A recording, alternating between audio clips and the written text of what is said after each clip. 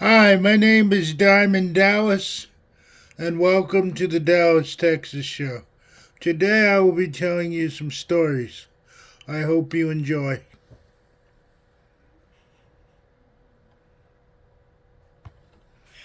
She noticed the kid had plopped down next to Jerry, but Jerry was ignoring him. "Kid's crazy about Jerry," Thea whispered. "All last summer, he followed her around like a puppy dog." "She doesn't seem to be too thrilled with him," said Holly. "She thinks he's a nerd," said Thea, "but he just doesn't give up. I think one reason he works so hard at his jokes is to get her to notice him." Mick had just finished introducing himself, and now a tall, handsome boy with sun-streaked blonde hair began speaking. "I'm Sandy Wayne," the boy said, "and I'm from Center City. I'll be teaching tennis and wilderness camping." "He's new," Thea whispered. "I tried to talk to him this afternoon, but he didn't have anything to say." "Maybe he's shy," said Holly. "Maybe," agreed Thea. "I think he's got money. He was wearing those Porsche sunglasses, the ones that cost $200. What kind of person would wear $200 shades in a place like this?" "A rich one. Next question," said Holly with a laugh. "If he has so much money, then why is he working here?" "Maybe he just likes the outdoors," said Holly, beginning to feel exasperated. Sometimes Thea's nosiness got to her. "That's John," Thea said, pointing to the compact, dark, good-looking boy in cut-off jeans and a green rugby shirt, who was introducing himself as John Hardesty. Holly noticed that he didn't meet anyone's eyes and especially seemed to be avoiding Thea's. "He's been sitting by himself all night," said Thea, "tying knots in a rope. He hasn't come over to see me or even waved." "Maybe he didn't see you," said Holly, aware of how lame that sounded even as she said it.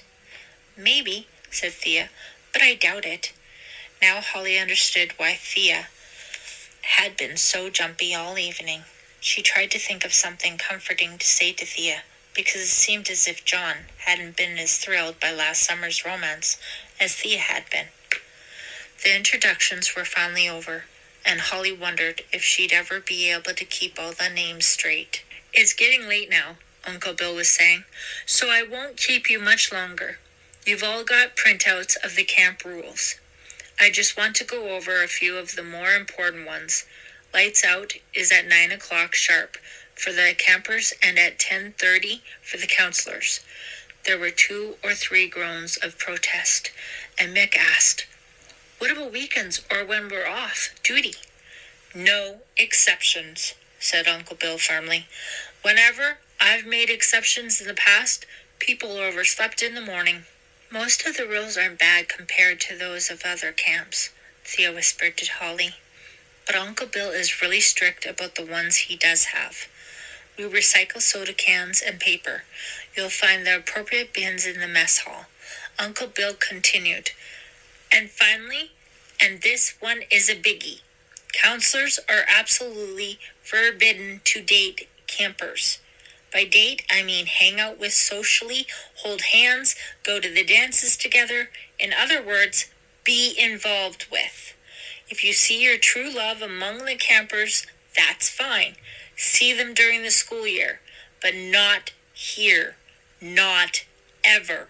Anyone who breaks this rule will immediately be expelled from camp. Any questions?" "What if one of the campers falls madly in love with me?" said Kit. "What am I supposed to do then?" "Call Ripley's Believe It or Not," joked Mick. The others all laughed, and for a moment Holly felt a little sorry for Kit. So far, his 2 jokes had backfired on him. Uncle Bill signaled he was finished by standing and walking closer to the fire. "Don't stay up too late," he said with a friendly grin. "Remember, we all start work tomorrow." Holly watched affectionately as her uncle lumbered off. Some of the kids started roasting marshmallows, while others began drifting off to their cabins. Holly suddenly became aware that she was very tired and decided to go to bed early. "Walk back to the cabin with me?" she said to Thea. Thea nodded. Wait here, she said. I'm going to say hi to John.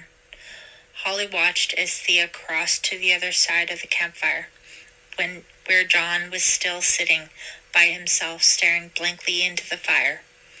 She couldn't hear what he said when Thea approached, but her heart sank when she saw the cold, unemotional look on John's face. He was reacting to Thea like a zombie. What on earth did Thea see in him anyway? Holly watched as Thea gamely continued to talk. Just then, someone grabbed Holly's arm from behind. She spun around to see Mick grinning at her. Ready for your first night in the woods? He said. Up close, he looked even more like Kevin Bacon. I think so, she said. So far, so good anyway. If you get scared, just call on me, he said. I'll protect you. Until lights out, anyway, she cracked. Or after. Don't let Uncle Bill scare you with his rules. He talks like he's rough and tough, but he's a pussycat underneath. Holly couldn't help smiling because she knew that what Mick said was true. Walk you back to your cabin? Mick said then. Thanks anyway, said Holly. I'm walking with Thea. We have some things to talk about. Another time then, said Mick. After all, it's a long summer. He turned and sauntered off. Holly watched him go, her heart beating fast. What was it about him that was so attractive? Was it that he seemed somehow dangerous? She turned back to find Thea and was startled to see Jerry standing under a tree only a few feet away. Jerry was staring directly at Holly with hatred so intense, Holly could feel it move through her body. When Jerry caught her eye, she didn't blink, but continued to glare angrily, even menacingly. Chapter 7. Cap Nightwing. Dear Chief, things are off to a good start. I've started my work already, just as I promised you. It wasn't easy taking the bolts out of the wall, but it worked like a dream. Or a nightmare. It's just too bad that the whole cabinet didn't come down. But I have plenty of time. After all, lots of accidents can happen in a summer camp. Lots of deadly accidents. Please write and let me know how you are. Remember, Chief, I'm always here for you. Yours forever, me. Chapter 8. Holly was awakened before 6 by the songs of 1,000 birds. Usually she liked to sleep as late as possible, but the golden sunlight and the fresh pine-scented air streaming in through the cabin window made her feel wide awake and refreshed. Who knows, she thought to herself, maybe I am an outdoors person and just never knew it.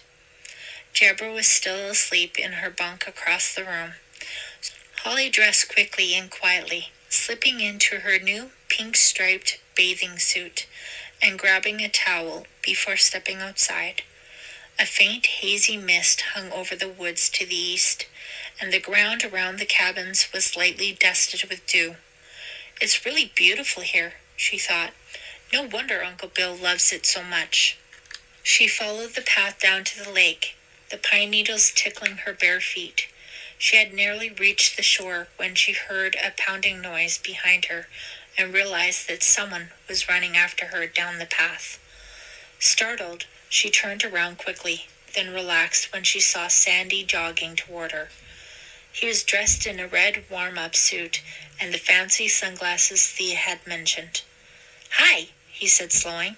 I hope I didn't startle you. I always go for a run in the morning. I hardly ever do anything in the morning, said Holly with a yawn. But it's so beautiful today, I just couldn't resist a swim. I know what you mean, said Sandy. Say, want to come for a walk in the woods? There's a bird's nest I found yesterday. The little birds are almost old enough to fly. They're really fun to watch. That sounds great, said Holly. I'd like to see them later, but I don't have a lot of time this morning. Right, said Sandy, smiling. But listen, be careful about swimming alone. The lake gets deep very suddenly, and stay away from the muddy bank. That's where the leeches are. Thanks, said Holly. Leeches. Yuck. I'll stay in the roped-off section. Then you'll be fine, said Sandy. Have a nice swim. He turned onto another path and disappeared into the woods, the soft thud of his Nikes gradually fading. Holly made a mental note to get to know Sandy better. He was good-looking and had a great smile, but for some reason, there wasn't anything exciting about him. Not like, "Hi there." Holly was jolted out of her thoughts as Mick suddenly appeared on the path ahead of her. "Oh," she said, jumping. "Where did you come from?" "The woods," said Mick. "Sorry if I scared you. I like to cut through the woods. It's more interesting than taking the marked path." "I was just going to take a quick swim," said Holly. "So I see," said Mick admiringly. He studied her so intently that Holly felt herself begin to blush. "Nice suit," he said. Then he grinned. "Mind if I walk with you? I want to check out the boats before the campers get here." "Sure," said Holly. "I'll help. I'm supposed to be assisting Deborah in boating instruction." "We have canoes and rowboats," Mick explained. "The kids all like the canoes best. Last year, we had 5, but there was an accident, so there are only 4 now." The boat dock was just over a little hill that looked directly down into the lake.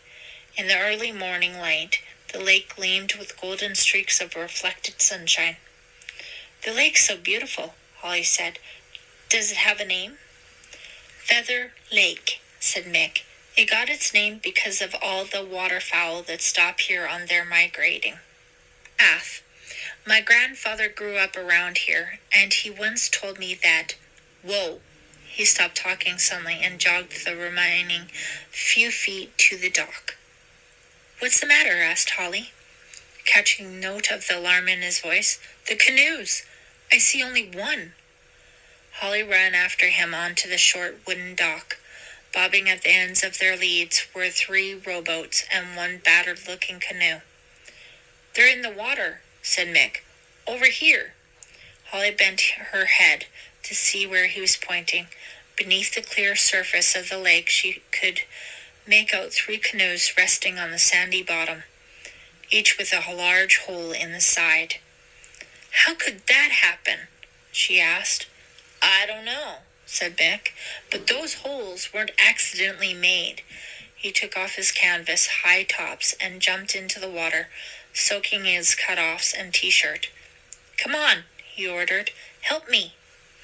Holly dropped her towel and followed Mick into the chilly water.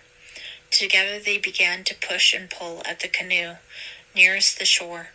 Finally getting it up onto the grassy bank, Mick tipped it onto its side to let the remaining water drain out, then squatted to study the hole. "Someone must have punched it in," he said, pointing to the jagged aluminum edges. "Maybe with a chisel." Holly touched the sharp edges around the hole, then saw something that made the hair on the back of her neck prickle. Just beside the hole, stuck between a seat of the canoe and the gunwale, was a soggy red feather. By the time Holly and Mick finished pulling the other 2 canoes out of the water, it was mid-morning. The canoes were heavy, and Holly's muscles ached. She had missed breakfast, but there was no time to eat. She only had time to get to her cabin, change, and rush to meet the arriving campers. On the way back to her cabin, and while she changed, Holly thought about what had happened. She inspected the soggy red feather and put it next to the one from the rec room in her top dresser drawer. Was the second feather coincidence, or had someone deliberately unbolted the cabinet and slashed the canoes and left the feathers as, what, warnings? "Holly, hurry up!" It was Thea at the door. "Deborah's been asking where you are. The first bus just arrived." Holly forgot about the feathers and hurried out of the cabin after her friend. The big paved parking lot was crowded with counselors and campers. Deborah, her dark braids wound around her head like a crown, was checking names off on a clipboard as the campers climbed out of the bus. "Deborah, I'm sorry," Holly began to apologize. "Some of the canoes were sunk, and I've been helping Mick." "I don't have time for your excuses," said Deborah, briskly. She thrust a list at Holly. "These are the 6 girls in cabin 5, she said. "Round them up and help them get settled in. I have to go check on a delivery at the crafts tent. I'll meet you back at the cabin in a few minutes." Holly took the list, feeling stung. Deborah hadn't even wanted to listen to her. Then she looked at the list with misgivings. There were dozens of campers, girls, boys, young ones, older ones, milling around the parking lot. How would she ever find the ones who belonged to cabin 5? "Just call out their names," said a familiar voice. Holly looked up gratefully to see a smiling Uncle Bill. "Don't worry, Holly," he said. "Nobody knows who the new campers are at first." Feeling much better, Holly began reading the list of names aloud, and miraculously soon found all 6 campers. The girls were so excited to be at camp that Holly caught their enthusiasm, and by the time they reached the cabin, she'd forgotten all the unpleasantness earlier that morning. The 6 girls were to share 3 bunk beds on one wall of the cabin. 2 girls, twin sisters named Stacy and Susie, immediately picked the bunk beds nearest the door. Candy and Melissa, who were apparently good friends, picked the middle bunk. But the 2 remaining girls, Jessica and Tracy, immediately began arguing over the third one. "I get the top," Tracy declared. "No, I get it," said Jessica. "My mom told me I get to sleep in a top bunk at camp." "That's not fair," said Tracy. "I saw it first." She had already put her back on the bunk and was pointing at it smugly. "I have an idea, girls," said Holly. "Why don't you take turns with the top bunk? The first week, one of you can have it, and the next week, the other one." "Okay," said Tracy, "but I get it first." "No, me," protested Jessica, her eyes welling up with tears. "Why don't you let Tracy have it this week?" said Holly gently. "She already has her things on it." "It's not fair," mumbled Jessica, but Holly could see that the girl had already become interested in something she could see outside the window. "Oh, look," she said. "They're playing dodgeball." "Well, hurry and get you unpacked, and we'll all go out to play," said Holly, relieved. She turned to help Candy, who was the smallest camper, get her bulky suitcase open. "This is going to be all right," she thought. "The girls are darling, and when Deborah gets back, we ought to be able to handle them easily." She had just managed to unlock the suitcase when there was a strange creaking noise behind her, and then an ear-splitting crash. Chapter 9. Holly spun around and saw to her horror that the top bunk of Tracy and Jessica's bed had collapsed onto the bottom one. Beneath a pile of bedding, she could just see a little white arm sticking out. She ran toward the bunk, ignoring the screams of the other girls, and pulled away the tangled mass of blankets and sheets. "Tracy!" she called. "Tracy! Are you all right?" She gave a sigh of relief as Tracy on the top of the collapsed bed raised her eyes to her with a dazed expression and then began to sob. There, Holly said. "It's all right now." She helped the girl off the jumbled heap, then turned to Jessica, who was standing beside the bed, wailing. "What happened?" she asked. "I don't know," Jessica bawled. "I climbed up on the bunk bed," blubbered Tracy. "It fell down." But how? Did you pull on anything?" Holly tried to hide her exasperation. "I didn't do anything," cried Tracy, and she began to sob even louder. "I didn't mean you did," said Holly. "I was only trying to find out." But she gave up. It was obvious that both girls were too upset to talk about what had happened. She put her arms around Tracy and began to rub her back to comfort her. Just then she heard a bang as the cabin door was swung open. Standing in the doorway was Deborah, her face white with anger. "What have you done?" Deborah shouted. She quickly crossed the room and scooped up Tracy. "What's the matter, honey?" she crooned to the little girl. "Did Holly scare you?" "I didn't do anything," protested Holly, stung. "The bunk collapsed. I was trying to comfort the girls." "You call this comfort?" said Deborah sarcastically, gesturing about the room, where the 6 girls were all crying. "They were scared," said Holly. "We all were. It made a lot of noise." "Hey, Deborah," called a voice from the doorway. "What's happening?" Holly turned and saw with a aching feeling that it was Jerry, along with another of the junior counselors. "What does it look like?" shouted Deborah above the sounds of sobbing. "Holly had some sort of accident while the girls were getting unpacked." "I did not," cried Holly. "I didn't have anything to do with it. Tracy climbed," but her explanation was cut off by Uncle Bill's booming voice. "What's going on here?" he demanded. "I heard all the commotion clear down at the rec room." "One of the bunks collapsed," said Deborah. "Collapsed?" said Uncle Bill. "How?" "I don't know," said Deborah. "Apparently it happened when one of the girls climbed on it." Uncle Bill walked over and inspected the bed. "I don't understand," he mused. He straightened up and dusted his hands off on his khaki shorts.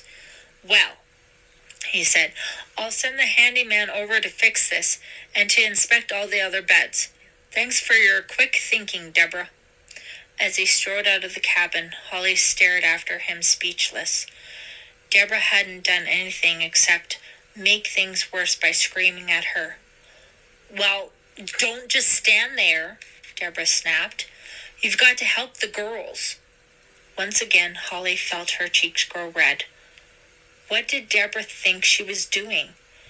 As she turned to comfort Jessica, who was still crying, she saw that Jerry was in the cabin now, a strange triumph smile on her face.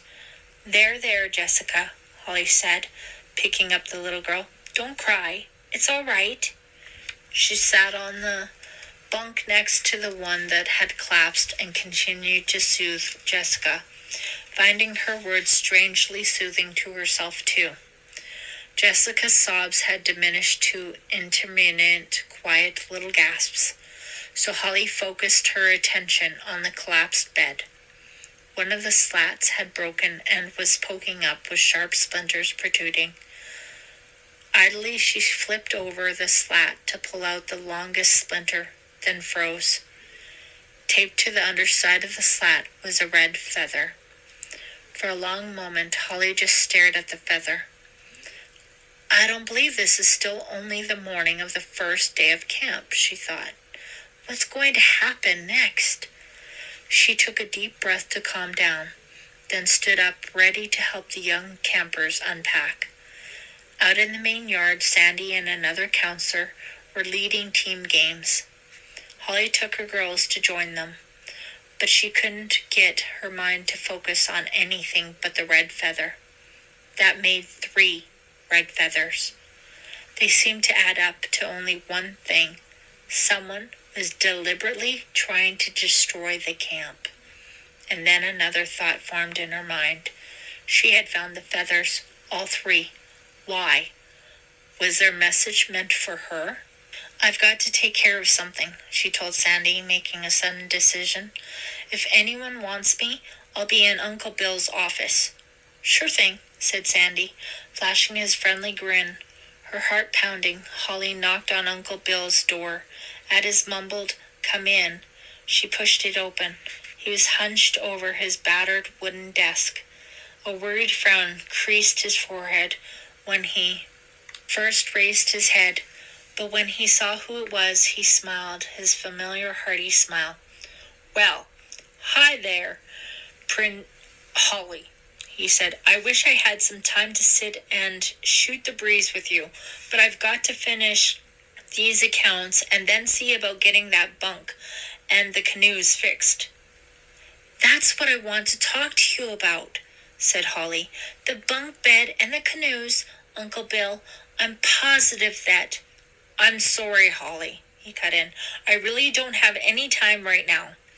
But this is important, she protested. I'm sure it is, he said, and she recognized his no-nonsense voice. He was about one step from getting mad. Everything that demands my attention is important, but first things just have to come first. But I mean it, Holly, he said, the frown back. I'll talk to you when I have time. Please close my door on your way out. Holly left the office feeling more frustrated than ever. If he didn't have time now, and camp was just beginning, when would he have time? And how was she going to warn him of the danger? A glance at her watch told her it was almost time for lunch, and she cheered up for the first time all day. She hadn't eaten breakfast, and she was starving. Delicious smells were coming from the mess hall. As she hurried up the path toward the big building, she saw Deborah standing alone under a tree.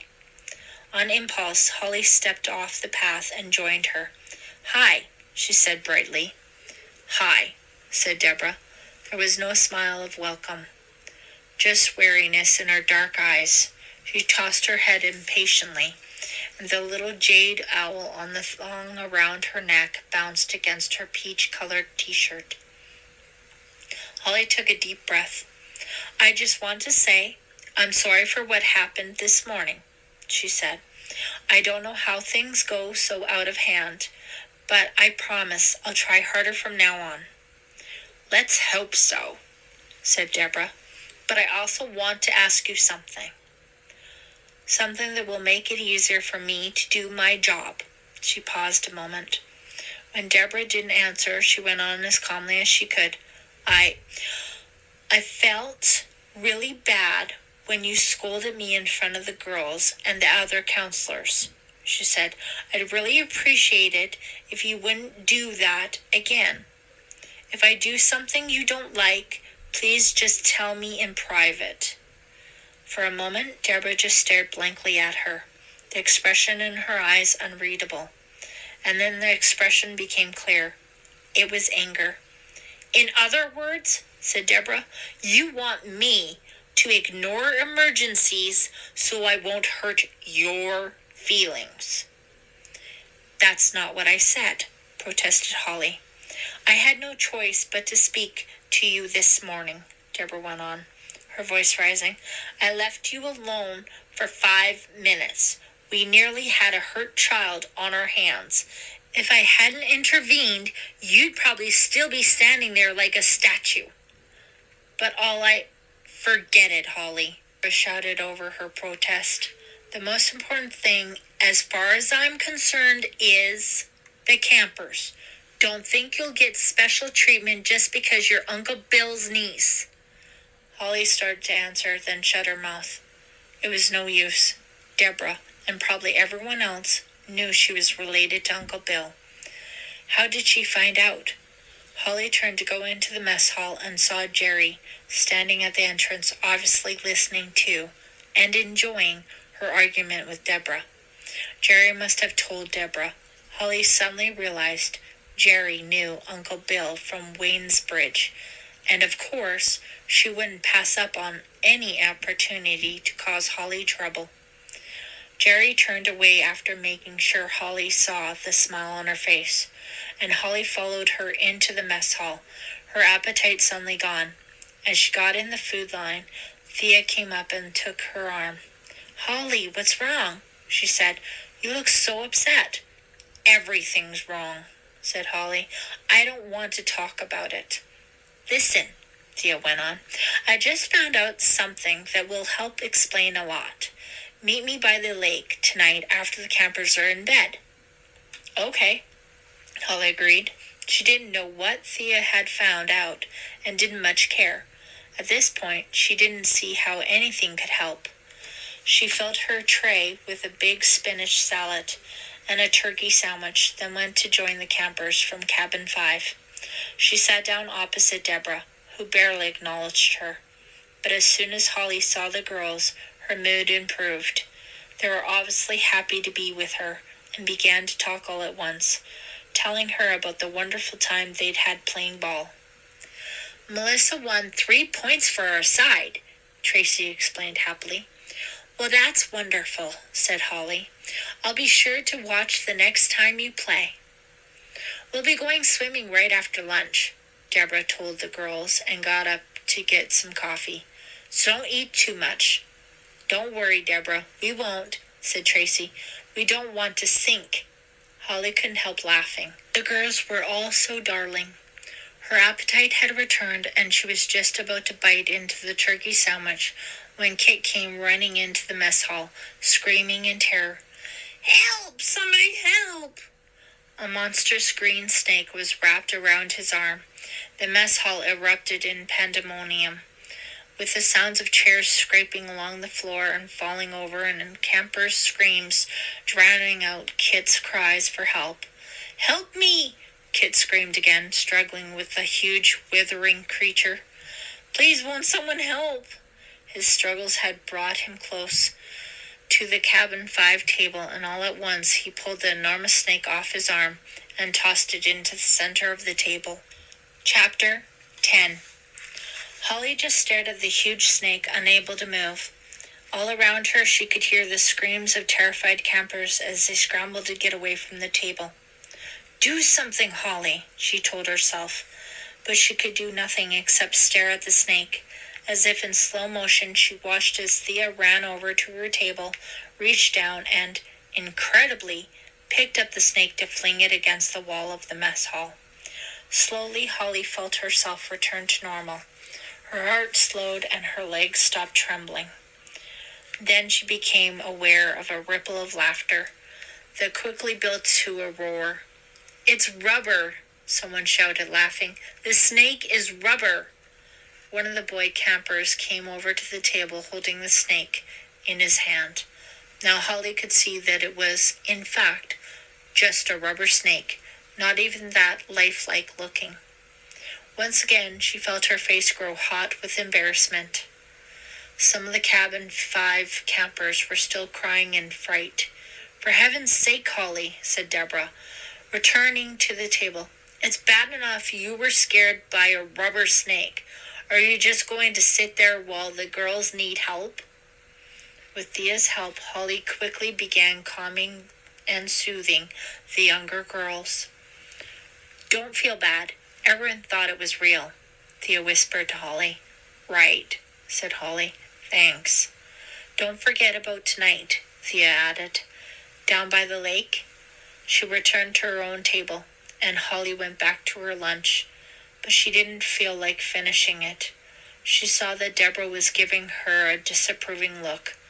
"Deborah," she said, knowing it would do no good, "I'm sorry. It's just that my whole life I've been scared of snakes. You see—" "If you're so afraid of snakes," interrupted Deborah, "then what are you doing at a camp, Nightwing?" Good question, Holly thought. The rest of the day went well, and the campers were enjoying themselves so much that Holly forgot about her troubles. Deborah went to bed early, and Holly listened for the sound of her soft snoring before tiptoeing out of the cabin. In the silence of night, she could hear a million crickets chirping, and the sky was so thick with stars that their light cast shadows. Feeling a little scared and also a little thrilled, Holly began to pick her way down the path to the lake. Thea met her part way there. "I guess you had a pretty bad introduction to camp," her friend said sympathetically. "I guess it could have been worse," said Holly. "But I don't know how." "Well," Thea went on, "I found something out this morning that might explain some of the grief you've been getting. I didn't realize it last year because of the difference in their ages, but Deborah and Jerry are good friends." "Oh, no," said Holly. "Well, that explains why Deborah doesn't like me. Jerry has probably poisoned her mind against me." "Something like that," agreed Thea. I couldn't believe how mad Deborah got when you were scared of the snake. She thought it was real the same as everyone else. What I can't figure out, said Holly, is why Kit threw it on my table. How did he know I'm afraid of snakes? Maybe he didn't, said Thea, but I'll bet Jerry had something to do with it.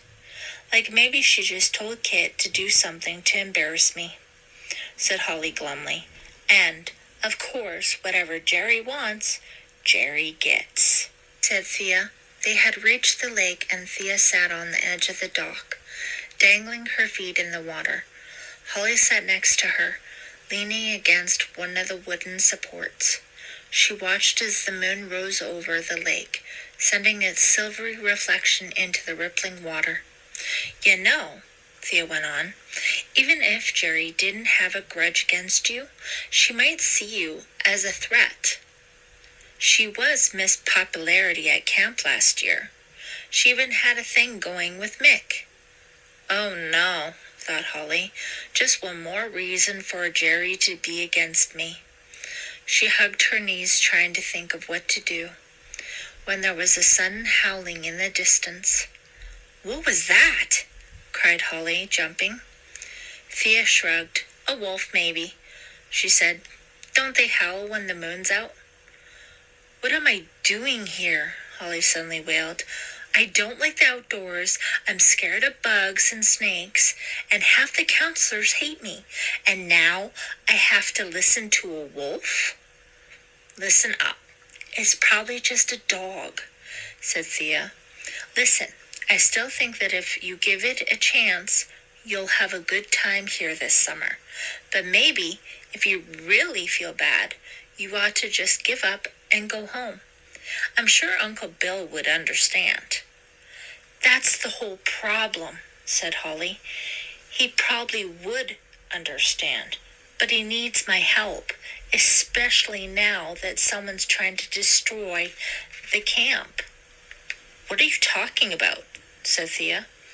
Remember the red feather we found in the wreck room yesterday? Thea nodded. Well, Holly went on, there was another red feather in one of the broken canoes, and another one taped to the broken bunk bed in cabin 5. That's weird, said Thea. It's more than weird, said Holly. It's proof that the same person is responsible for all 3 so-called accidents. And what's really got me spooked is that the latest one was in my cabin. But why would anyone want to do those things? Asked Thea. Her voice was distracted, and Holly noticed that she kept glancing in the direction of the boys' cabin. I don't know why, Holly said, and I don't mean to be paranoid, but I think it has something to do with me. I have to find out. Uncle Bill won't listen to me. I'm really glad to have you to talk to about it. What? Said Thea. I said I'm really glad. Thea, is something wrong? I'm sorry, said her friend. I guess I'm a little nervous. I asked John to meet me here tonight, but he doesn't seem to be showing up. Well, maybe he'll come later, Holly said. I don't know, said Thea. It's really getting late. She sighed. You know, I was so excited about seeing him again this summer, but he's been acting so strange ever since camp started. I can't figure it out what's going on with him. Holly just shrugged. She thought it was obvious that John just didn't care for Thea the way she did for him. She yawned and stretched. I'm beat, she said. Want to go back to the cabins? Thea shook her head, a sad smile on her face.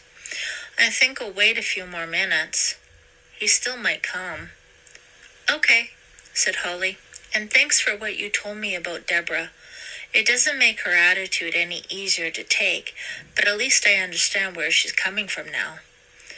She walked along the dock, then onto the path, feeling the chill of the night air. Somewhere an owl hooted, and Holly thought that given time, she could really learn to love it out here. She had passed the part of the path closest to the woods when there was a sudden crackling noise behind her. It's just a leaf, she told herself. The crackling repeated, and then again. Footsteps. Her heart pounding, she began to walk faster. The footsteps began to move faster too.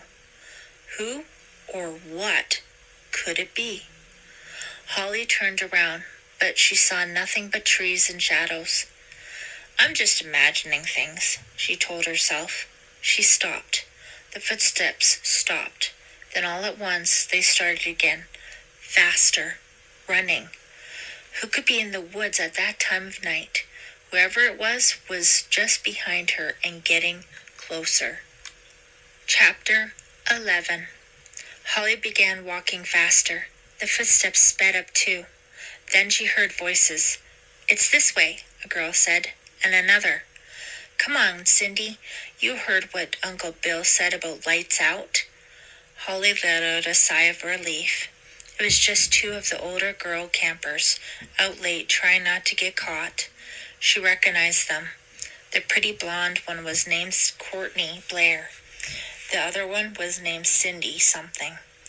Holly let a little smile form at the corner of her mouth, then stepped off the path into the woods. All right, she said. It's pretty late to be out in the woods, isn't it? We didn't mean anything, said Cindy. We were just going back to our cabin. Which cabin is that?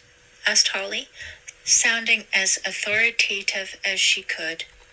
11, on the other side of the main building, said Courtney. Well, I'll follow along and make sure you get there safe, said Holly. The girls hurried off again, as if she'd shouted, "Boo!" at them. It's not so bad being a counselor, she thought. She liked the sense of responsibility.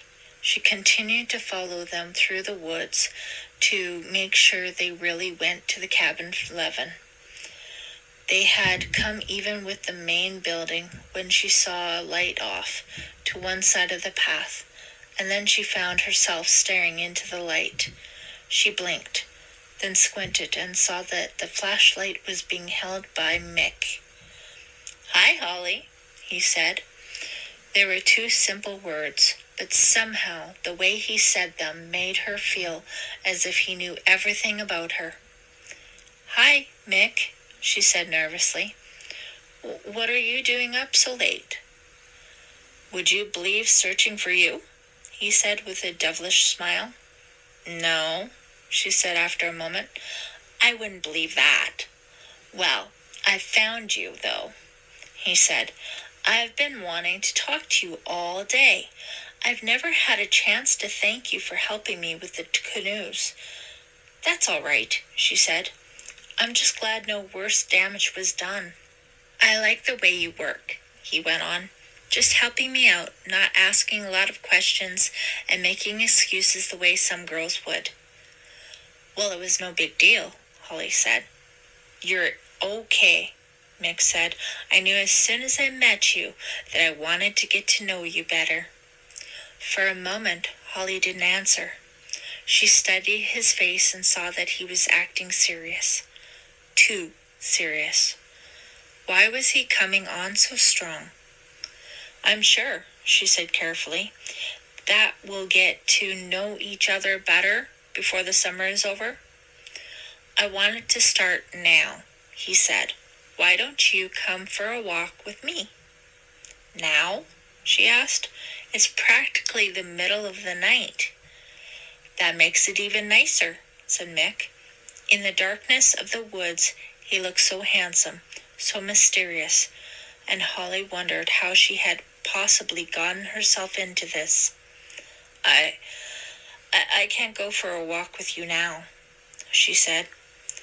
I need to make sure that those girls get back to their cabin. Then afterward? Said Mick. I'll help you take them. Holly realized she had made a mistake. When someone was as intense as Mick, you didn't just make excuses. You told the truth. She took a deep breath. Not tonight, Mick, she said.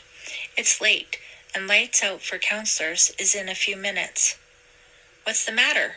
Asked Mick, his tone suddenly challenging. Are you afraid to be alone with me? Of course not, said Holly. It's what I told you. I want to check to make sure those girls got to their cabin and then go to bed myself. It's been a long day. Yeah, sure, said Mick. He sounded angry and hurt. You got a boyfriend back home? Is that it? That doesn't have anything to do with it, said Holly, carefully not answering his question. Now, please, Mick, go on back to your cabin. I'll talk to you tomorrow. Maybe you'll talk to me tonight, Mick said, his voice rougher. Impulsively, he grabbed her arm, and for a moment, Holly felt afraid of him. Let go of me, she exclaimed. I said. Then he abruptly let go and turned away, almost disgusted. What's the use, he said without another word. He stomped off through the woods. What in the world was that about? Holly wondered. On one level, she was flattered that someone as good-looking as Mick was so obviously interested in her, and she had to admit that she was attracted to him, more than she wanted to be. But on another level, she found Mick's attention frightening. Does everybody go crazy when they get out in the woods? She wondered. By then, she had checked to make sure the girls were in cabin 11 and told them good night. She started back down the path to cabin 5. She tried to relax, to listen to the crickets and the calls of the owls, but her mind was churning with 100 thoughts, and her body felt as tight as a bowstring. Well, she told herself, no wonder I've got a lot to be nervous about. As cabin 5 appeared, she at last felt herself relax. Finally, she thought, and began to hurry down the path. But then abruptly she stopped. Was she imagining it? Or was someone sneaking out the door of cabin 5?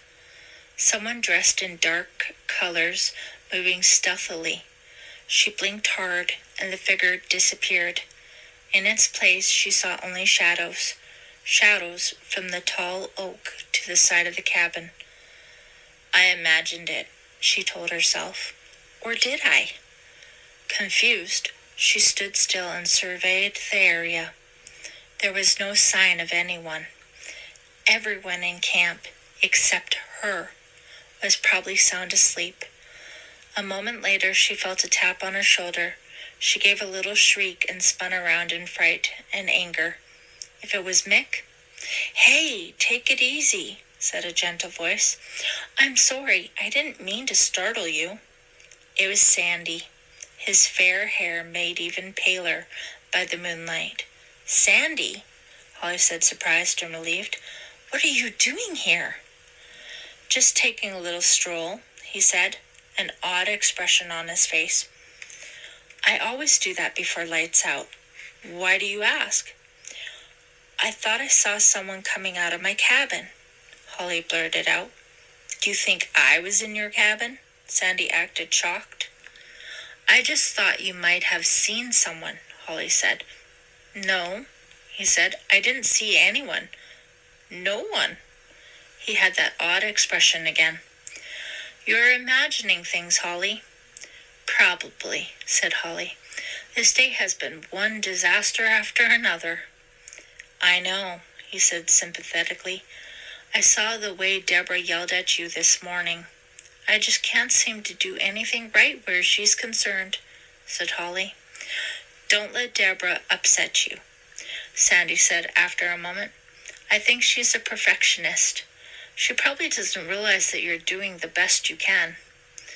You're right, I am, said Holly. Thanks for saying so. Hey, said Sandy. I know what it's like to be alone in a strange place. This is your first year, too, isn't it? Said Holly. My first year here, said Sandy. Not my first year as a camp counselor. Last summer I was a counselor at a camp out west, in the desert. I never did this before, Holly said. A few years ago, my big sister did work in a camp. Are you and your sister close? Asked Sandy. Not really, said Holly. She's almost 10 years older. Well, all the same, you're lucky to have her, he said, and I don't have any sisters or brothers. He sounded so sad when he said it that for a moment Holly felt sorry for him. Well, you'd better go in, he said, sounding cheerful again. Thanks, Sandy, she said, meaning it.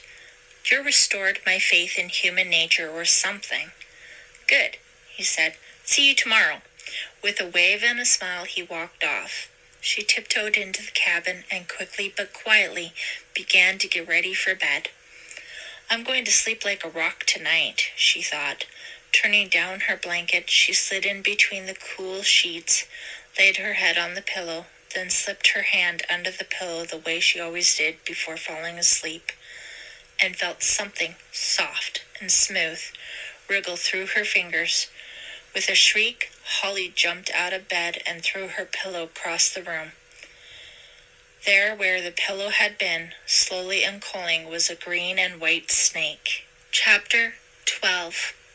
For a brief moment, Holly hoped that this, too, would turn out to be a rubber snake. But no, as she watched, trembling all over, its black forked tongue flicked in and out of its mouth. The snake slithered under her covers. Holly felt sick. She tugged at the blanket and saw the snake uncoil its dark body in bold relief against her white sheets. She screamed. What is it? Someone shouted, switching on the light. A snake! Jessica's high voice sounded on the edge of panic. Kill it! Kill it! Cried Tracy. Look out! It's going to bite! Stacy was standing on the top of her bunk, her little face white with terror. What is it this time? Holly heard Deborah's disgusted voice as the older counselor came over to her bunk, rubbing sleep from her eyes. On the other side of the room, all the girls were screaming in confusion and terror. It's a snake, said Holly, trying not to sound hysterical. There, it was under my pillow. That? Said Deborah scornfully. It's only a garter snake. For heaven's sake, Holly, what's the matter with you? As Holly watched, horrified and ashamed, Deborah reached down and scooped the snake up in her hand, then opened the cabin door and tossed it out into the night. All the girls were crying now, as frightened by the snake as Holly had been. Deborah just glared at Holly. Do something, she hissed. You're worse than useless. Her cheeks stinging, Holly went to the girls in the nearest bunk, murmuring soothing words to them. One by one, she helped each girl search through her bedclothes for proof that there was no more snakes. After what seemed like hours, the girls calmed down. Soon the cabin was quiet and dark as everyone slept. Everyone but Holly. Her mind was a volcano. Feeling of outrage, humiliation, and fear bubbled, ready to erupt. That snake did not crawl under my pillow accidentally, she thought. But who put it there? Kit? Deborah? Jerry? I was lucky this time, she thought. It was just a harmless snake. But what about next time? Stop it, Holly, she told herself. You're getting paranoid. Why would anyone want to hurt you? It didn't make any sense. Maybe Uncle Bill could figure it out. Somehow, she had to make him listen to her. Tell them I ordered those supplies a month ago for delivery this week. Uncle Bill's booming voice could be heard throughout the main building where his office was, and he didn't sound happy. I don't care what caused the mix-up, he yelled. I want those things delivered by tomorrow at the latest, or you'll hear from my lawyer. Holly waited until her uncle stopped shouting, then nervously knocked on his door. Come in, he snapped, then changed expressions when he saw who it was. Sorry, he said. Having a little hassle with one of my suppliers. Sometimes you have to yell a little to keep them honest. Uncle Bill, Holly said. I know how busy you are, but I really need to talk to you for a few minutes. It's important. Bill set the papers he'd been holding down on the desk. "Okay, Princess," he said. "I can spare a minute. For you, even though I do have 101 things to do before noon." Holly took a deep breath, reached into her pocket, and withdrew the 3 red feathers she had saved. "See these?" she said. "Red feathers?" said Uncle Bill. "Yeah, so?" "I found one of them in the hole where one of those loose bolts pulled out of the wall," Holly said. "I found the second one in one of the sunken canoes, and the third was taped to the bunk bed that collapsed." "So?" repeated Uncle Bill. "It proves that the 3 things were connected," Holly said, "that they weren't accidents." Bill studied the feathers for a long moment. Then he smiled gently. "It doesn't prove any such thing," he said, "but I can see how you might think so." "But it does," Holly protested. "How could those feathers get in those places unless someone put them there?" Bill shook his head. "I want to show you something," he said. He led Holly over to the window and pointed to the bottom of the screen. There were several feathers stuck there, though none of them was red. "There are feathers all over this camp," he said. "Feathers from birds, feathers from the Crafts cabin. I'd say finding 3 red feathers, or even 100 red feathers, doesn't prove a thing except that you're a Camp Nightwing." "But—" "No buts, honey," he went on. "Now I know how upsetting those accidents were to you, and I know some of the other counselors have been giving you a hard time, but that's no reason to let your imagination run away with you." "I'm not imagining anything," said Holly, suddenly angry.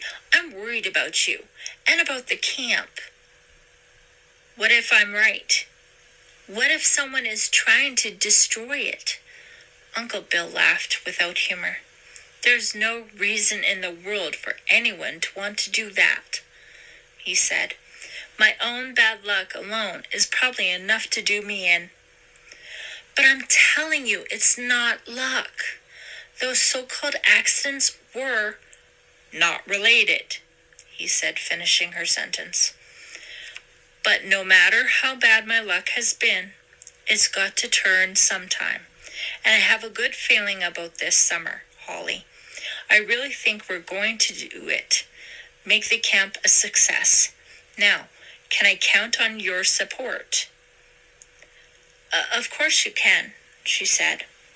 "So you just stop worrying about feathers and concentrate on being the best counselor you can be. And don't be so sensitive. Remember, the other counselors all mean well." "Right," said Holly. She opened her mouth to try one more time to convince her uncle, but he was already on the phone, punching in numbers. He winked at her, then began speaking to someone named Hal. Holly left the office more discouraged than ever. What Uncle Bill had told her about feathers being all over the camp didn't convince her. Almost, but not quite. Because deep inside she knew that she was right. Knew that someone was trying to ruin the camp, to ruin Uncle Bill. He was just too trusting to see it. But he was right about one thing. She had to stop being so sensitive, to stop worrying about Jerry and Deborah. Instead, she had to save her energy for keeping her eyes and ears open. No matter how hard she tried to avoid the thought, it kept coming back. The camp was in great danger, and so was she. Chapter 13. Camp Nightwing. Dear Chief, I haven't heard from you in a long time now. A lot of things have been happening, bad things, but they're also good, if you know what I mean. I've been doing everything I promised, and more. Now I'm ready to take the next step, the big step. Someone in this camp is going to die. I promised, and I'm going to deliver, very soon. It'll be the person who most deserves it. Too bad. She's kind of cute. I'll write and tell you all about it. Please write back, Chief. I've been waiting so long for a letter. Yours forever, me. Chapter 14. Holly felt better, scared, but better. She had decided what to do. She was going to find out what was happening in the camp.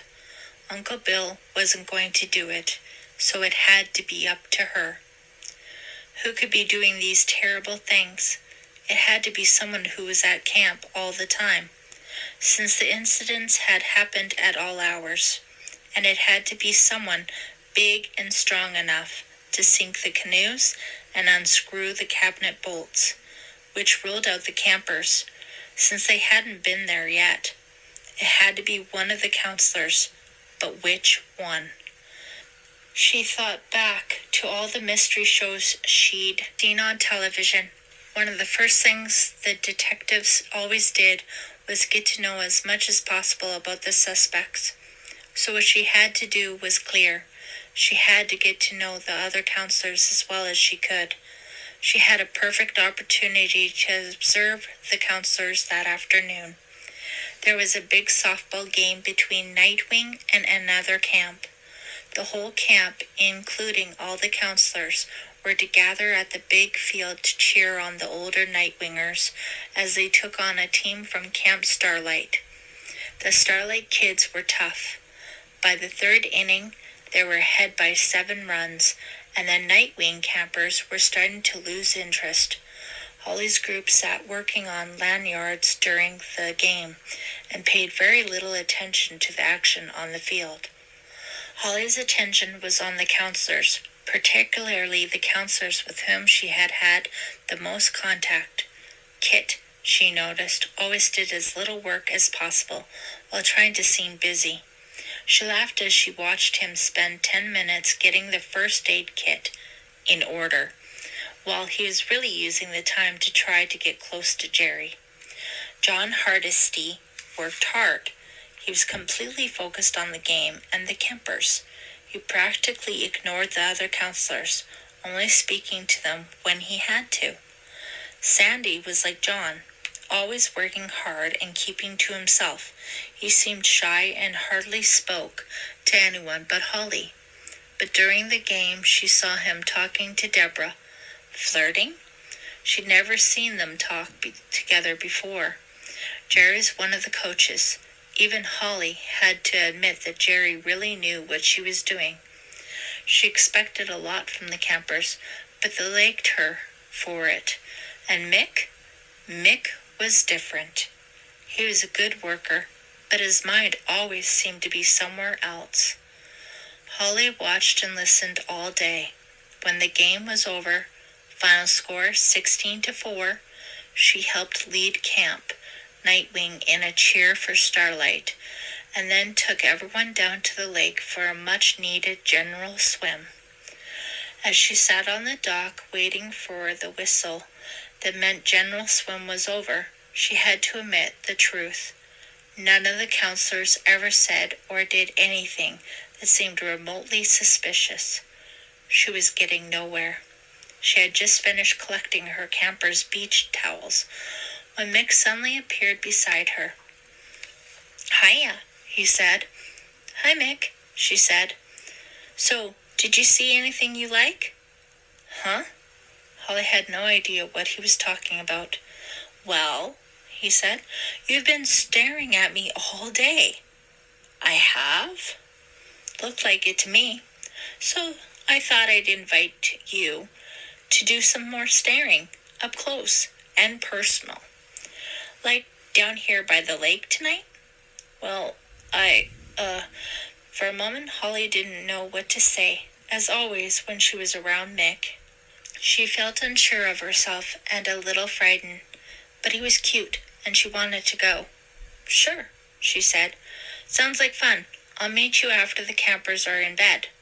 That evening, while she waited on the dock, watching the moonlight sparkle on the lake, Holly thought about Mick. She really did like him, but there was something strange about him, something that didn't quite fit. Maybe that night she'd find out what it was. "Hi, Holly." Mick had come up so quietly she didn't see him until he sat down beside her. "Mick," she said, "you startled me." "Looks like I'm always doing that," he said. He was wearing a tight white t-shirt over his cutoffs. He looked great, and he knew it. "It's so beautiful out here," she said. "Sounds like you're adjusting to camp," Mick said. "I guess so," Holly agreed. "This is your second year as a counselor, isn't it?" "Third," said Mick. "My second at Camp Nightwing." "Why did you come back here?" she said.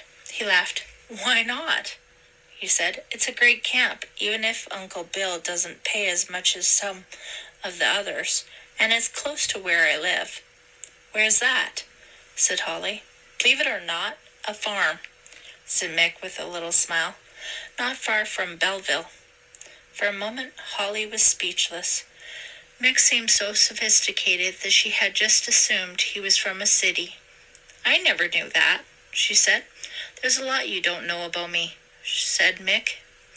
Holly just stared at him in the moonlight. He seemed so different then, not threatening or moody the way he usually was. Maybe she'd been all wrong about him. I'd like to get to know you better," she said, meaning it in more than one way. "That makes two of us," said Mick, his voice still gentle. Casually, he laid his arm over Holly's shoulder. "I mean," she said, inching away from him, "as a friend." "No problem," said Mick, pulling her closer, "'cause I feel really friendly right now." This isn't working at all, Holly thought. She didn't want this, or did she? "Really, Mick," she said, "I do want to get to know you better, but more slowly." Firmly, she pulled his arm away. "Hey," said Mick, "what is this? First you stare at me all day, then you say you want to get to know me better." "But I do," said Holly, "just not quite the way you have in mind." "Well, that's just terrific," said Mick. "You know something, Holly? I don't think you have any idea what you want." He grabbed for her and pulled her close, bringing his face very near to hers. Holly very much wanted Mick to kiss her, but she was frightened and knew that things were getting out of hand. "Let me go," she cried, twisting away from him. With a lunge, she pushed him away, and he fell off the dock and into the water. He hit with a loud splash. Holly couldn't help laughing. "I'm sorry," she called to him. She held out her hand to help him up, but he shrugged it off. "Forget it," he said. "Next time you want to get to know me, I'll just send you a letter." He was so angry that Holly shrank back. She watched as he left the dock and ran up the path to the cabins. Holly was walking back when a figure stepped onto the path in front of her. With shock, Holly saw that it was Jerry, her pale face twisted in a mask of fury. "I saw and heard everything," Jerry hissed. "I know what you're up to, Holly. I know everything." "I don't know what you're talking about," cried Holly, involuntarily taking a step back. "First, you ruined my life back in Waynesbridge," Jerry went on, her voice distorted with anger. "And now you're trying to steal Mick from me. Well, you won't get away with it, Holly. You won't get away with it." Chapter 15. The next morning, as she walked to the mess hall, Holly was in a daze. She had hardly been able to sleep after what had happened with Mick and Jerry, and she was still no closer than before to finding out what was going on in the camp. "Holly, watch out!" Holly raised her head just in time to see a softball coming straight at her. "Oh!" she cried, dodging away. "You kids be careful where you hit that," Sandy called to some of the campers, then jogged over to Holly. "You okay?" he asked. "Fine," said Holly. "Thanks. You seem to be a million miles away." "It's more like I wish I were a million miles away," said Holly. "Still having trouble with the great outdoors?" he said sympathetically. It's more than that, said Holly. It's everything. Whoa, Sandy said. Take it easy, Holly. Things can't be that bad. Want to talk about it? Not really, Holly replied. It's kind of personal. Oh, Sandy said, obviously hurt. Sorry, I was just trying to help. I know that, Holly said. This place is a lunatic asylum, she thought. Why is everyone so touchy? She sighed. I just didn't want to bore you with my problems. You won't bore me, said Sandy. What's bothering you? Tell Uncle Sandy. Suddenly, Holly realized that she did want to talk about it. Part of what was wrong was that no one would listen to her. Uncle Bill was too busy, and Thea was too preoccupied with her problems with John. Why not? She said. Thanks. She followed him to a rock in the shade of a tree and told him about the 3 accidents and the red feathers. I know it sounds crazy, she finished, but I think someone is deliberately trying to destroy the camp. She thought about adding what had happened with the garter snake, but decided that would make her sound paranoid. But why would anyone do that? Said Sandy. It doesn't make sense. I know, said Holly, but maybe if I can find out who, I'll be able to figure out why. Maybe, said Sandy, but she could tell he didn't believe her. Listen, he said after a moment, I understand why you're worried. Anyone would be, and especially with Uncle Bill being your real uncle and all. Maybe the problem is just that you're too close to it. What do you mean? Said Holly. You spend every minute working with the campers and helping people. You're not even used to the outdoors yet. You haven't really had a chance to enjoy it. I think you'll see things differently when you're out of the camp. What are you talking about? Said Holly. The wilderness trip. I'm leading next week, he said. Didn't you know? You're assigned to the team as assistant boating counselor. Wilderness trip? Now Holly remembered hearing some of the campers talking about it, but she'd been so busy she hadn't checked the duty roster to see who was going. It's just a few counselors and some of the advanced older campers, Sandy went on enthusiastically. It'll be great. Wilderness? Said Holly. Me? You'll be a natural, said Sandy. You're probably much better in the outdoors than you think you are. Well, I don't know, said Holly. It's just an overnighter, Sandy went on. And Uncle Bill must think you can handle it, or he wouldn't have assigned you. Don't worry, Holly, it'll be fun. We get to canoe on the White River. Canoe? I thought all the canoes were dead, Holly said. No, we used rented ones we pick up at the campsite. It's easier than carting them all the way there. Really, you're going to love it, I promise. Later, as Holly was on her way to the Crafts cabin, she thought about the wilderness trip. Another thing to worry about. As she went past the main building, she could see Thea and John standing in the path. They seemed to be arguing. After a moment, John stalked off, and Thea just stood still, stricken. Thea? Holly said, approaching her friend. What is it? Thea looked as if she were fighting back tears. It's John, she said miserably. I finally asked him why he didn't meet me the other night. Do you know what he said? Holly shrugged. He said, get this, he said he had to write some letters. Did you ever hear of such a lame excuse? Well, Holly said, maybe he did. Or maybe he forgot and he was embarrassed to tell you. And maybe the moon is really made of green cheese, said Thea. No, I understand what's going on now. Namely, nothing. Obviously, John doesn't care anything about me. Probably he never did. I feel like such an idiot. I know how you feel, said Holly sympathetically. That's one reason I decided to take a vacation from boys this summer. I feel like taking one for the rest of my life." "Come on, Thea," said Holly. "It's not like you were really going with John." "Yeah, I know," said Thea, "and I guess I was half expecting something like this. But I feel like such a jerk." "Well, don't, 'cause you're not. And there's plenty of other boys in camp." "You should know," said Thea. "What do you mean?" said Holly. "Well," said Thea, with a trace of her old smile, "I heard you were down at the lake with Mick the other night." "That was nothing," said Holly quickly, wondering if the whole camp was gossiping about her. "And what about Sandy?" Thea went on. "What about him?" said Holly, feeling increasingly uncomfortable. "Every time I turn around, I see you talking to him. For someone on a vacation from boys, you're really getting around." "Sandy's just a friend," said Holly. "Really?" said Thea.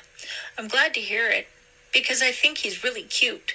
And as soon as I get over my broken heart, I might check him out." She gave an exaggerated wink and went off. Holly was glad to see that Thea was taking the breakup with John so well.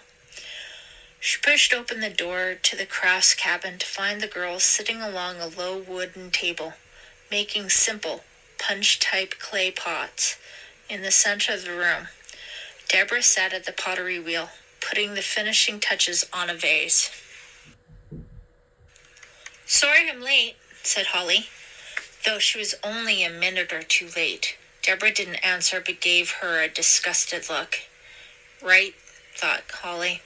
Well, she couldn't let Deborah's negativity bother her, or she'd never get anything done.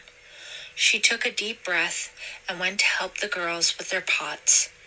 They were all excited, especially Stacy, who wanted to paint a face on hers. Holly showed her how to do it, then began to explain to the girls how firing the pots in the kiln would make them hard. "Like baking a cookie?" asked Jessica. "A little like that," said Holly. "And it also brings out the colors of the glazes. This pot here," she said, pointing to an unfired pot, "doesn't look like much, but after it's fired in the kiln, it will be bright green, like this one." She held up a beautiful green pot with Deborah's mark on the side. "Oh, let's see," cried Stacy, jumping up and rushing to Holly's side. "Careful," warned Holly. "It's very—" But it was too late. Stacy had knocked it out of her hand, and the pot now lay in shattered pieces on the floor. Deborah jumped up from the wheel. "What have you done?" she screamed. "Can't you do anything right?" For the rest of the afternoon, Holly went about her duties almost mechanically, unable to turn her mind away from the terrible things she knew were happening. She felt more alone than she had in her life. No one would listen to her, not Uncle Bill, not even Thea, who seemed to think Holly was just being paranoid. Luckily, it was an unusually quiet afternoon. Most of the senior campers were in town at the local county fair. Half of the junior campers were on a picnic, so only Holly's group and 3 others were at the waterfront.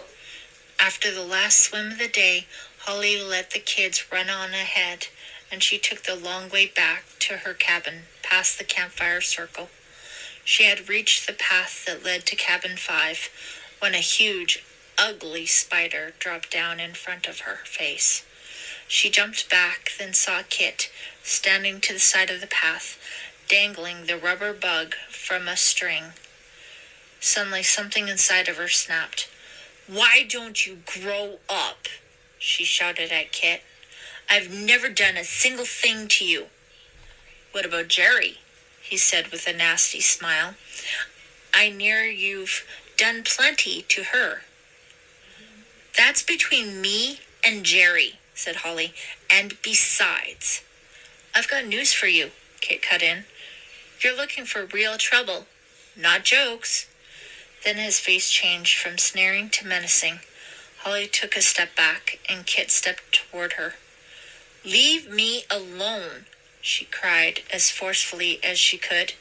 She ducked into the woods and began to run, finally stopping for breath in a small clearing, and suddenly felt her arms being pinned from behind. "Kit, you creep," she said, struggling as hard as she could. "Now is that any way to talk?" said a different voice. Mick's voice. It was Mick holding her. "Let me go," Holly cried, pulling against his strong arms. "What are you doing?" "Inviting you to join our little party," said Mick, his voice calm and cold. "She didn't like my invitation," said Kit, appearing in front of her, holding the fake spider. "Too bad," said Mick. "Maybe she'll like the party favors better."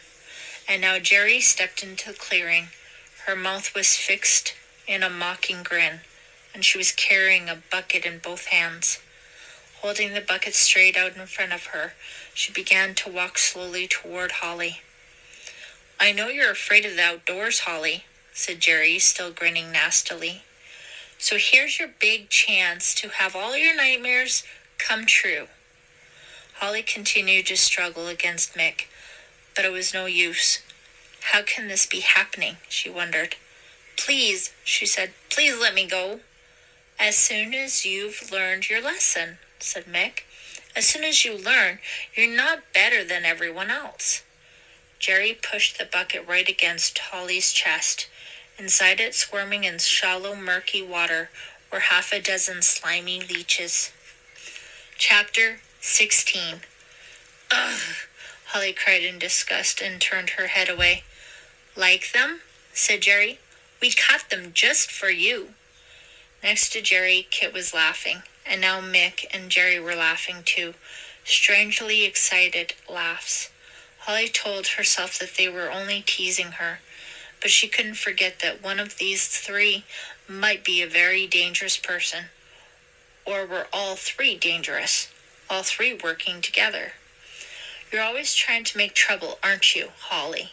said Jerry, as if reading her thoughts. "Well, we just want you to know that we don't appreciate your attitude." "Jerry, I never did anything." "Don't say that," Jerry cut her off. "You deliberately tried to ruin my life 2 years ago. I told you then I'd get even, and now's my chance." She pressed the bucket harder against Holly. "How does it feel, Holly?" Jerry went on. "How does it feel to be helpless, to know that your life is in the hands of another person?" She was so close now that Holly could hear her breathing. What's she going to do? Holly wondered. For a very long moment, Jerry just stared at her, her face expressionless and cold. Then, abruptly, she turned away and crossed the clearing. "Bring her over here, guys," Jerry said. Mick and Kit each grabbed one of Holly's arms and started pushing her toward a small creek that ran through that part of the woods. "Miss Perfect, Miss Too Good for everyone. You don't look perfect," said Jerry. "You probably need a bath." And without warning, she grabbed Holly's shirt and pushed her into the creek. Holly fell hard, hitting her knee. There was very little water in the creek, so she plopped down onto the thick, soft mud. It felt cold and clammy, and smelled of rotting leaves. "I'm not going to let them see how scared I am," she told herself. "No matter what else they do, I won't let them know I'm afraid of them." She started to stand up to climb out of the creek, but lost her footing in the slimy mud and fell backward. Mick laughed harder. "It isn't funny when you're the one falling into the water, is it?" "Will you cut it out?" Holly screamed. "This is so juvenile. I'd believe Kit would do something like this." "But what's your excuse?" She stared at Mick coldly. "Oh, lighten up," Kit said. "All the new counselors have to be initiated. It's a great camp tradition, right, Jerry?" Jerry ignored Kit's question. She stared at Holly with pure hatred. "I think Holly's lonely," said Jerry. "I think she needs some company in the water." She picked up the bucket of leeches, and before Holly could move, dumped it on her. Holly screamed and tried desperately to scramble out, but the mud was too slippery, and she kept falling. "That's enough," Mick called to Jerry, but he didn't make any attempt to help Holly up and out of the water. Holly stared down. 2 slimy leeches were squirming over her soaked t-shirt. She felt a sudden stinging in her leg and saw that another one had attached itself to her calf. "No!" she cried. "No!" This is a nightmare, Holly thought. It can't be happening. Desperate, she turned to Jerry, hoping to see some trace of the girl who had been her friend. But Jerry's face was cold, cold as the muddy water that was beginning to make Holly shiver. And then she saw something over Jerry's shoulder that made her even colder. A 4th person was standing at the edge of the clearing, watching. Sandy. She couldn't be sure. The sun was in her eyes, but it looked like Sandy. He was smiling, too, a cruel, taunting smile. "Help me!" she cried, feeling a leech crawl up her shoulder toward her neck. When she raised her eyes again, Sandy was gone. Maybe she had just imagined him being there. "How did you like the party, Holly?" said Jerry. "Do you think you've learned your lesson? Do you promise to mind your own business from now on?" "They're going to let me go?" Holly thought with relief. "Or maybe we should teach you a real lesson," Jerry went on. Holly's heartbeat began to quicken again, finally pounding with her own terror. "Come on, Jerry, that's enough," said Mick suddenly. "It's late," he said. "We've got to get back. It's almost time for dinner." Holly was surprised by his sudden reversal. He turned his head away, refusing to meet her eyes, then took Jerry's arm. "Come on," he said. With a last mean smile, Jerry turned and walked off with Mick. Kit followed them like a puppy dog. It's over, Holly thought. She managed to climb out of the creek, and then her fingers, quivering in revulsion, peeled the leech from her leg. It scarcely hurt at all, but a mottled red oval mark glistened on her bare skin. In sudden panic, she felt her arms and under her clothes, but no other leeches were clinging there. Shakily, she got to her feet and began to walk back to her cabin. She was cold and wet and miserable. They didn't really hurt me, she thought. They only wanted to scare me. Well, they succeeded. But they'll never know. I'll never let them know how scared I was. For just a moment, Holly thought of telling her Uncle Bill about what had happened. But no, she decided it would only make things worse, if he believed her at all.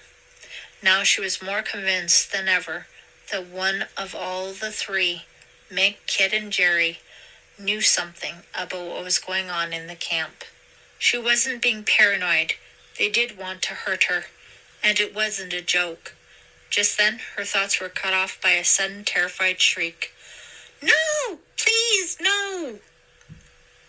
Chapter 17. Holly stopped walking and stood in the dark woods, her heartbeat echoing in her ears. The cry was not repeated, so she cautiously began to inch forward again. Then, just as suddenly, the scream came again. "No!" At that instant, Holly stepped into a small clearing and saw a flash of clothing as if someone were running away.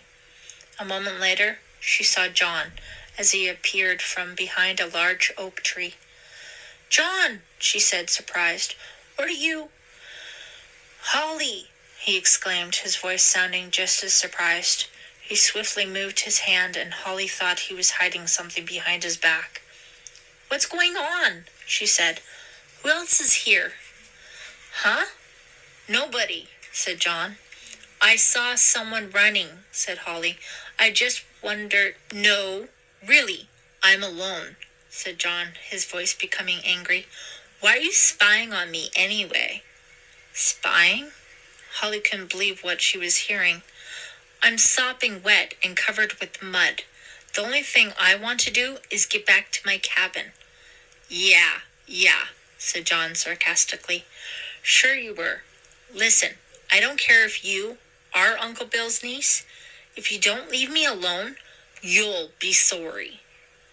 "But I only—" "Oh, forget it." Frustrated, Holly stomped back toward her cabin. On top of everything else that had happened, now this. What was going on with John anyway? Why had he gotten so angry? Why was everyone angry at her? It was getting late. She didn't want to get into trouble with Deborah, so she started to run. But before she could reach safety, she became aware of the sound of running footsteps. They were behind her and getting closer. Was John coming after her? She ran harder, and then suddenly, someone collided with her. She felt strong arms reach around her from behind. She turned and stared up into the puzzled face of Sandy. "Holly," he said. "Sorry, I almost mowed you down. What happened to you?" "It's a long story," she said. I was out walking and fell into a creek," she added, searching his face for any sign of guilt that he had helped Jerry. She saw nothing. "Are you all right?" "Yes," Holly said wearily, seeing only friendship and concern on his face. She must have imagined she saw him by the creek. "Are you sure you're okay?" Sandy repeated.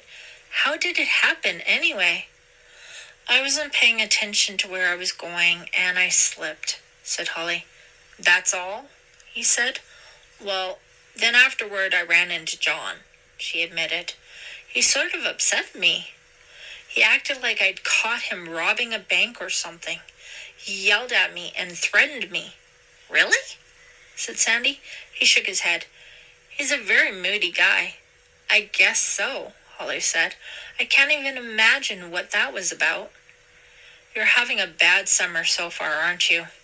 said Sandy sympathetically. "Not as bad as Uncle Bill," said Holly gloomily. "If only I could get him to listen to me. If only I could get anyone to listen to me."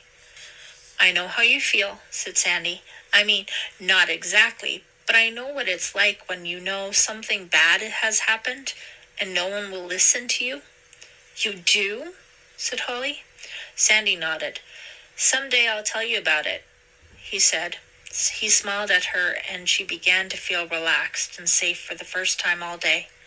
For a moment, they just gazed at each other, and then Sandy broke his eyes away to glance at his watch. "Hey," he said, "I almost forgot. I have something for you. I just got the final list of who's going on the wilderness trip." He reached in his pocket, then handed her a folded list. "Thanks," she said. "See you at dinner?" The cabin was empty, and Holly let herself collapse on her bunk for a moment. As she began to undress for a quick shower, the list Sandy had given her fluttered to the floor. Idly, she picked it up and scanned it. The 15 campers were all older kids she didn't really know. But as she read the counselors' names, her heart began to pound again. In addition to Holly, Sandy, and Stuart Winchester, the archery instructor, the remaining counselors on the list were Mick, Kit, and Jerry. Chapter 18. "Holly!" It was Thea, gently rapping on the door. "Hey, are you in here?" Holly was getting dressed for dinner. "How's it going?" "Not wonderful," said Thea. "How about you?" Briefly, Holly told her friend about the latest trouble with Jerry. "I just know what to do," she finished. "Jerry is really out of control. She really scares me, and things with Deborah are as bad as ever. This afternoon, Jessica asked me why Deborah and I don't like each other." "That bad?" said Thea. "It's getting so I try to think of ways to stay away from her. Except that I'm her assistant, so it's nearly impossible." "Maybe things will improve when she gets to know you better," said Thea sympathetically. "Maybe," said Holly, "but I'm not holding my breath." She looked at her watch. "Hey, it's almost time for dinner. I wonder where Deborah is. She always likes to be here to help the girls wash up." "I don't know," said Thea. "I'm meeting my campers in the mess hall. I'll help you." Holly went to the door and called her campers in. Then she and Thea helped them wash up. Jessica was sunburned and didn't want to wash her face. but Holly smoothed some cool ointment on it, and soon the little girl was smiling again. If only, she thought, everything in camp could be as easy as working with the girls. Walking to the mess hall, she searched for Deborah. Where in the world could she be? She decided that Deborah might be deliberately staying away to test Holly somehow. If so, she thought, Deborah is in for a surprise, because so far I'm doing fine. The mess hall was much noisier than usual, and Thea and Holly saw why as soon as they entered. Hanging from one of the cross beams on the ceiling was Kit, wearing a gorilla mask and dropping pieces of banana peel on the tables below. Actually, it was pretty funny, and in spite of everything, Holly found herself laughing. If he's trying to attract Jerry's attention, she can't help but notice him, she said to Thea. You don't know Jerry, said Thea. Both girls turned to where Jerry was sitting, completely ignoring Kit as if he were invisible. After a moment, he threw a piece of peel at her, and it landed right in the middle of her tray. Kit, you dork, Jerry shouted, standing up. That's not funny at all. Ooga, ooga, said Kit, and shimmied down a thick rope he'd tied to the crossbeam. Still wearing the mask, he approached Jerry's table, but she was once again ignoring him. If he weren't such a jerk, I could feel sorry for him, said Thea. Deborah isn't here, said Holly, suddenly aware that the senior counselor still hadn't shown up. Are you sure? Asked Thea. That's not like her at all. She stood on her chair to search the hall, then shrugged. You're right, she said, and John isn't here either, which is also a little weird. Do you think they're off together somewhere? Asked Holly. I hope not, said Thea. But what? Holly stopped a moment as a horrifying thought occurred to her. Thea, she said, what if what? What if something else has happened? What if Deborah and John are hurt? Oh, Holly, said Thea, will you forget your wild theories? Probably they're both just finishing something up, or they lost track of the time. Anyway, I promised myself I wasn't going to think about John anymore, and I'm not. Well, I have to think about the camp whether I want to or not, and I'm going to make sure there's nothing wrong, said Holly. Okay, said Thea, still not acting worried. If you run into John, give him a message for me. Tell him to drop dead. Thea went to join her campers, and Holly stopped by the table for Cabin 5. She explained to the girls that she was going to find Deborah so they could all eat together. Then she hurried out of the building. Holly kept her eyes open for any sign of trouble, but the camp appeared to be peaceful and quiet except for the soft chirp of tree toads and the faint rustling of leaves in the summer breeze. She first stopped by her cabin, just in case Deborah had returned. There was no sign of her, or any sign that she'd been there. Holly glanced toward the lake, but she couldn't see anyone.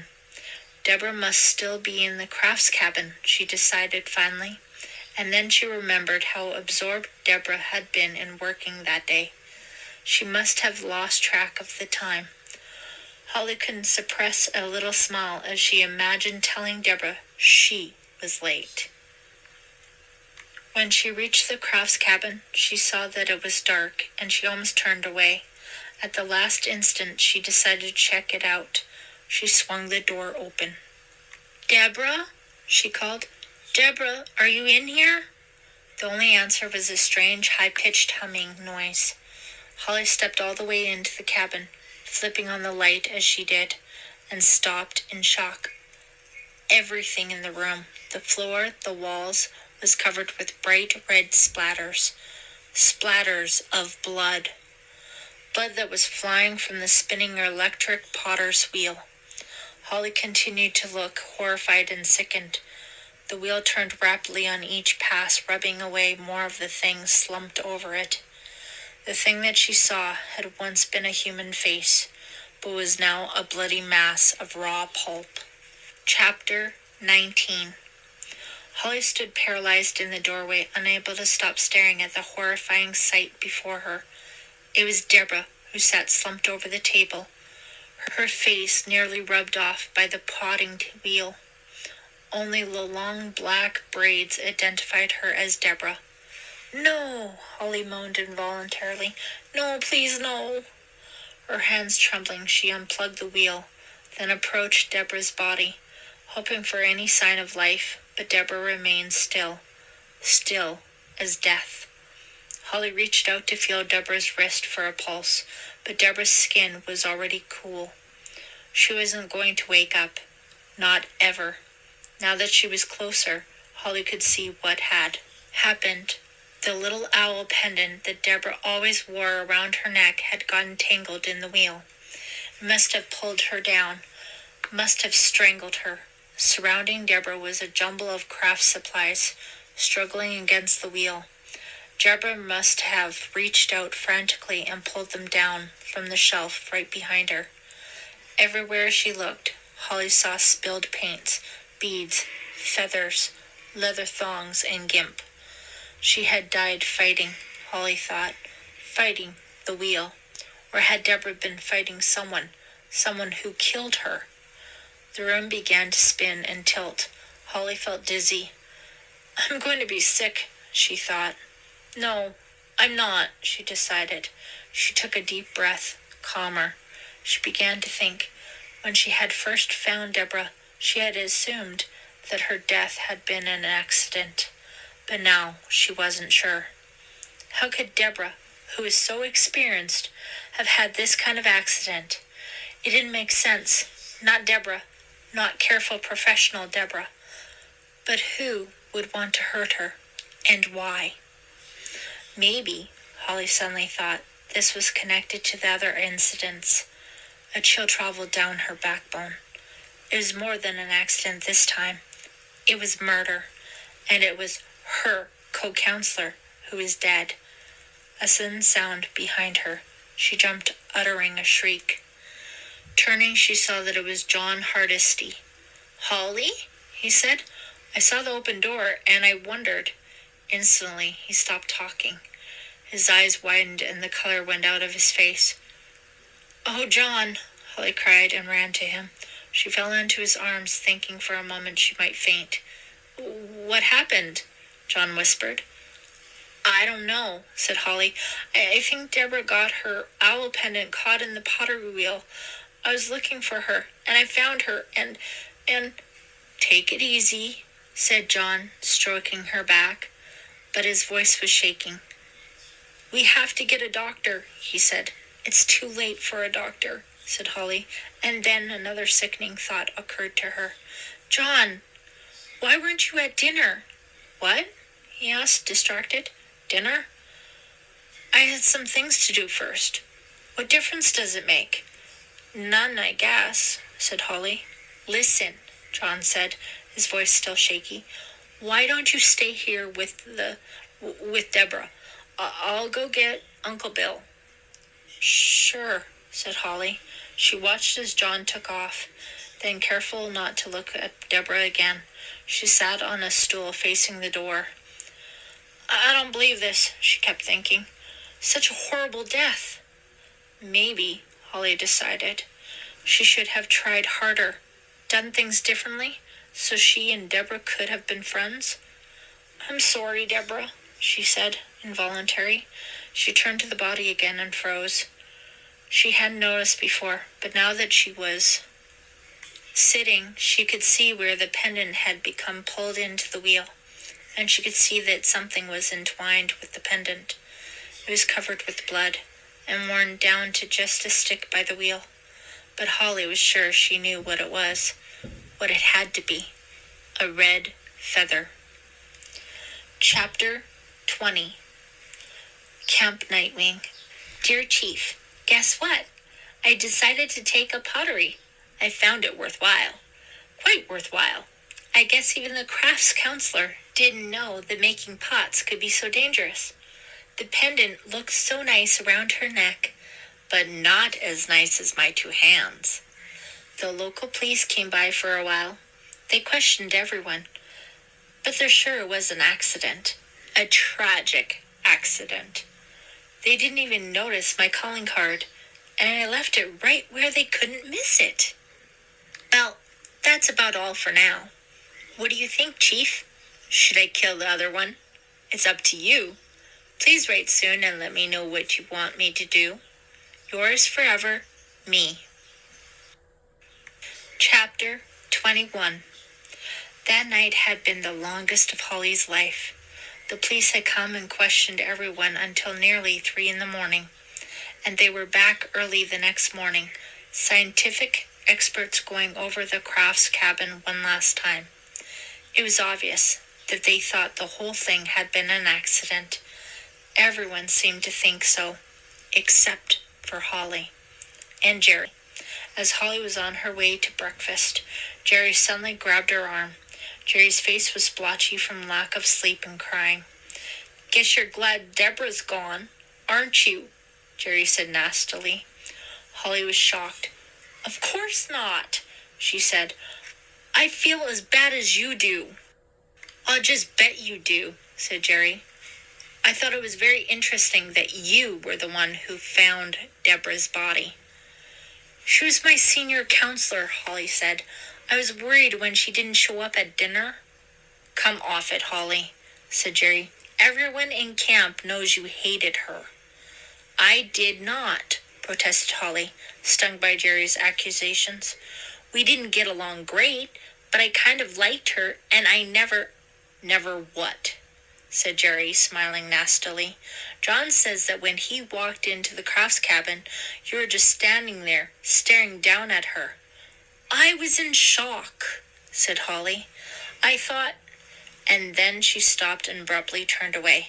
Forget it, she said. She felt bad enough already.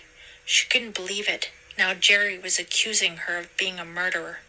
She's probably blabbing it all over camp too, Holly thought. Well, Jerry was right about one thing.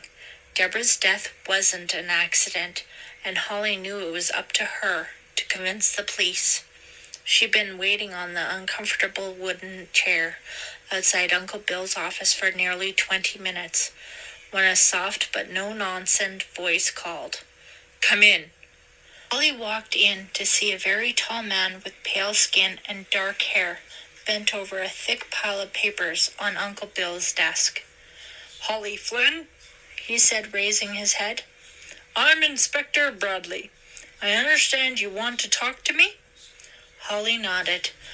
I talked to Detective Reed last night, but he was only interested in what I saw when I found Deborah. I wanted to tell you about the other stuff that's been going on.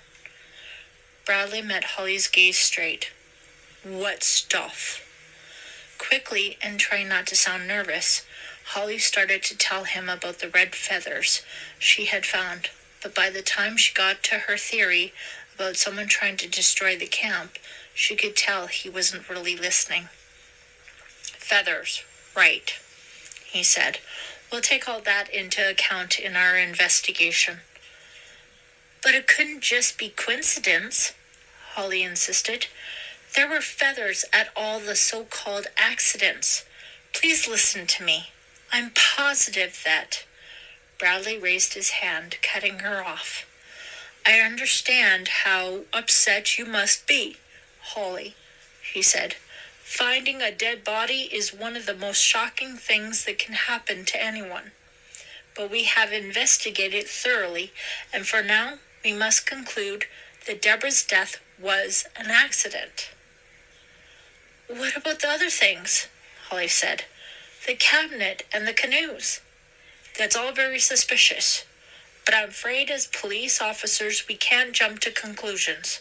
We need solid proof or to broaden our investigation.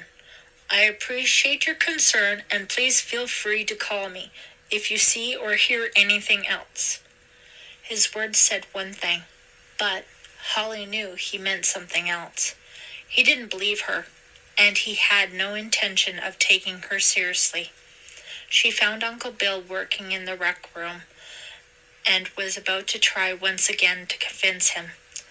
But she could see by the exhausted look on his face that the last thing he'd want to listen to was her theories. "Oh, Holly," he said when he glanced up and saw her. "You poor thing. I feel so bad that you had to find Deborah that way. Are you okay? Listen, I've reassigned Jerry Marcus to replace Deborah in your cabin." Holly just gaped at him. "You've what?" "Jerry has a lot of experience. She's almost like a senior counselor, and the girls all like her," Uncle Bill went on, not noticing the shocked expression on Holly's face. "But, Uncle Bill," she said, "Jerry and I don't get along. Couldn't you move someone else?" "Jerry's the most qualified for the job," he said. "And I must say, Holly, you seem to be having trouble getting along with a lot of people. Don't we have enough real trouble without looking for imaginary problems?" Holly's cheeks stung at her uncle's unfair accusation. "But Jerry is the one who hates me," she said. "It goes back to when we were living in Waynesbridge. "I don't care what it goes back to," snapped Uncle Bill. "Can't you see I've got my hands full here? If you can't get along, fine. I'll send you home. It'll leave me short-handed, but I can't make a special case for you. Is that what you want, Holly? To go home?" "No," she said in a small voice. I want to stay." "Then act like it," he said. "Please, Holly, don't you have better things to do than stand around here arguing?" Chapter 22. So the next thing she knew, a huge pale white hand dropped out of the attic and began chasing her around the house. Kit said, "A what?" hooted Mick. "A hand. Chase somebody around?" "Sure," said Kit. "It was disembodied." "What did it do, crawl like a spider?" asked Thea, sarcastically. "Or maybe it just flew through the air." "Will you let me finish the story?" said Kit, sounding hurt. He was wearing a pair of fake fangs and lisped slightly. Holly tuned out as he continued to drone on. She had never liked ghost stories, but Kit had convinced Uncle Bill to have a ghost story contest at the evening's cookout. Whoever told the scariest story was supposed to win a prize. It seemed like a crazy idea when there was so much real horror happening at the camp, but Holly hadn't protested. It was a lucky break for her, she decided. If everyone was busy with the ghost story contest, no one would notice if she was gone for a while. Holly had a plan. While everyone was occupied, she was going to sneak into the boys' arena and search the cabins of Kit, Mick, and John. She didn't know what she was looking for, but she was desperate. If only she could find some clue, any information that might lead her to Deborah's killer. She sneaked another glance across the fire. John hadn't entered the ghost story contest. He sat away from the others, completely absorbed in tying knots in a rope. The other counselors and campers were all attentively listening as Kit went on with his story. Holly slowly edged away from the fire, trying not to draw attention to herself. "Where are you going?" Holly jumped, her heart missing a beat. It was Thea. For a moment, Holly considered telling her friend what she planned to do, but then she decided against it. After all, Thea didn't believe her suspicions either. "I'm just going back to my cabin for a sweater," Holly lied quickly. "See you later." She took off in the direction of cabin 5, and then when she was out of sight of the campfire, circled around to the other side of camp. Kit and John were assigned to cabin 9, which was off by itself at the edge of the woods. She started there. The cabin was completely dark as she approached. Behind her, an owl hooted, and something made a crackling sound in the woods nearby. For a moment, Holly considered giving up and returning to the campfire. But she knew she had to force herself to go ahead. She felt that time was running out. Deborah was dead. Deborah, her co-counselor. The danger was getting close. Would Holly be next? She took a deep breath to steady her nerves, then clicked on her pocket flashlight. Slowly, making as little noises as possible, she swung open the cabin door. It creaked eerily in the silence, and she stepped inside the darkened cabin. She swung the light around the room and saw that Cabin 9 was arranged the same way as Cabin 5. The kids' bunks were on one side and the counselors' on the other. She shone the light on the counselors' area, wondering which was Kit's, when she saw the ugly, grinning gorilla mask hanging over a bunk. She had her answer. This is it, Holly, she told herself.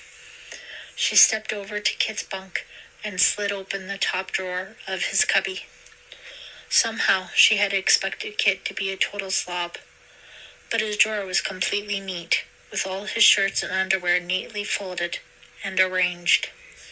She lifted a couple of piles to see what might be underneath them, but found nothing. The next drawer revealed more carefully folded clothing. She opened the bottom drawer, and there was more of the same, except for a huge green snake. It didn't scare her. She recognized it as the rubber snake Kit had scared her with their second day in camp. The whole drawer was full of Kit's practical jokes. There were snakes, masks, rubber insects, a fake noose, and several items that she didn't recognize. Except for the snake, everything was in a bag or a box and neatly labeled. She opened a couple of boxes at random, but they contained exactly what the labels promised. Rubber spiders, a green wig, and itching powder. Who would have guessed Kit would be a neat person? She asked herself. She poked around for a few more minutes, but there was nothing to find. Except for the gorilla mask over his bunk, the only personal thing was a box of stationery and some envelopes beneath, a paperweight on the top of the cubby. So much for Kit, she thought. Now what about John? Nervously, she glanced at her watch. She'd been gone almost 20 minutes. Maybe Kit was still telling his stupid ghost story. In any case, nobody would be leaving the campfire for a little while longer, she hoped. She moved over to John's bunk and began going through his cubby. Like Kit's, the first two drawers contained clothing, but it was all jumbled together in one big mess.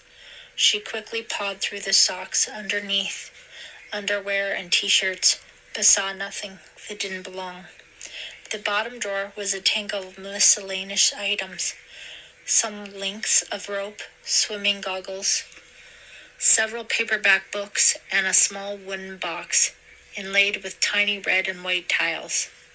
She took the box out and shone the flashlight on it, intrigued.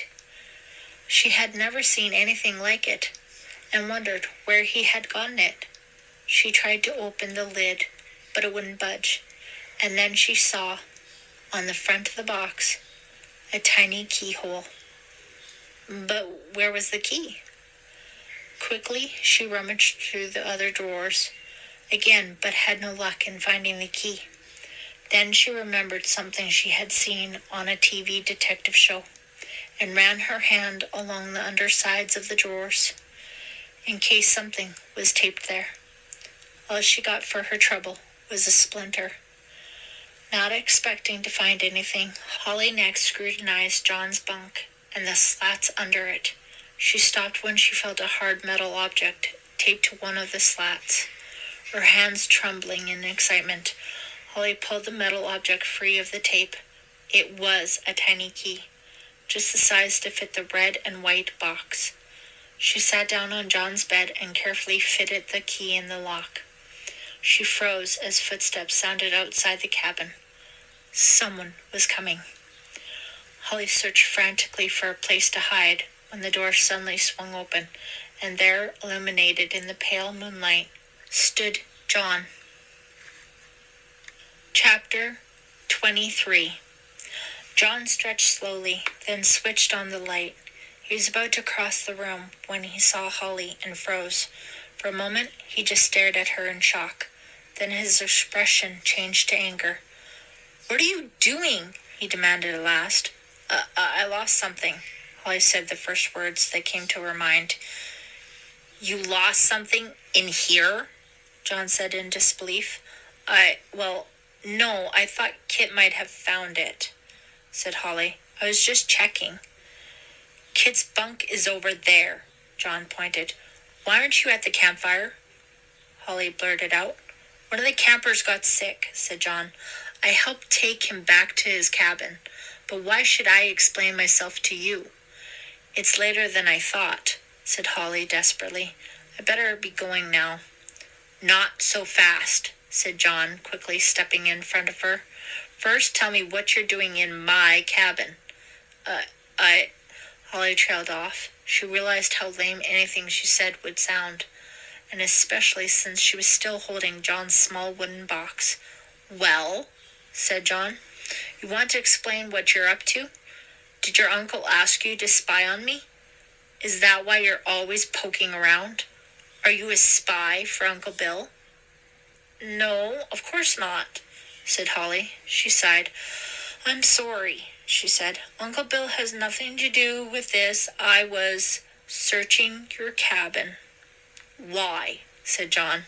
"What are you trying to find?" "I don't really know," said Holly. "Do you remember what happened the first day of camp in the rec room?" She quickly reminded John of all the disasters that had taken place, culminating in Deborah's death. "And I'm sure that someone is doing all these things deliberately to ruin the camp," she finished. "Only I don't know who, so I'm trying to find out."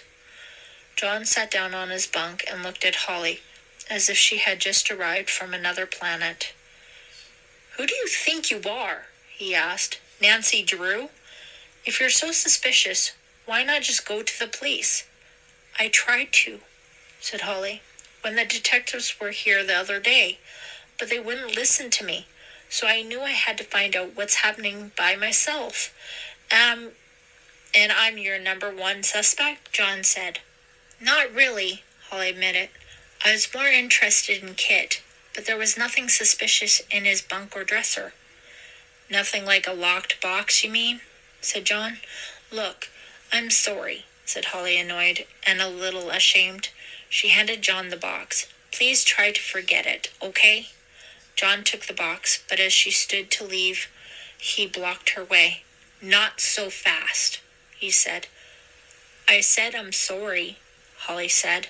John didn't move. She hadn't realized how broad he was, and noticing the cold, flat expression in his eyes, she felt a little shiver of fear. "Please," she said, "please let me go now." John continued to stare at her a moment. Then his face changed. "I'll let you go. For now," he said. "But I want you to promise you'll never spy on me again." "I promise," said Holly. She turned again, but John clamped his hand on her arm, hard. "And one other thing," he said.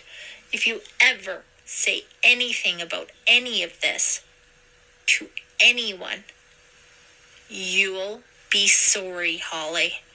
Very, very sorry." Walking back along the dark path, Holly felt more confused than ever. She had never really thought John might be the killer, but why was he so secretive about his locked box? And what had he been up to that afternoon? And she still didn't know for sure about Kit. On the surface, he seemed to be only a harmless, practical joker, but she couldn't forget the nasty, gleeful look in his eyes when he tormented her that afternoon. Who else could it be? Was it possible that it was someone who wasn't even in camp? Someone who sneaked onto the property? Nervously, she looked over her shoulder. Nothing but trees and the shimmering reflection from the moon.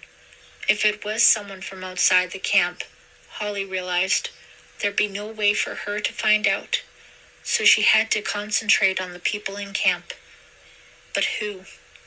The path led right by Cabin 14, which Mick shared with Stuart. The door was open, and cherry yellow light spilled out onto the path.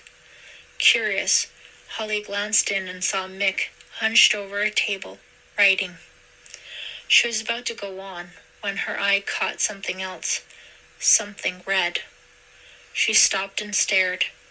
There, hanging on the wall above Mick's table, was a set of colorful Native American rattles, held together with twisted yarn.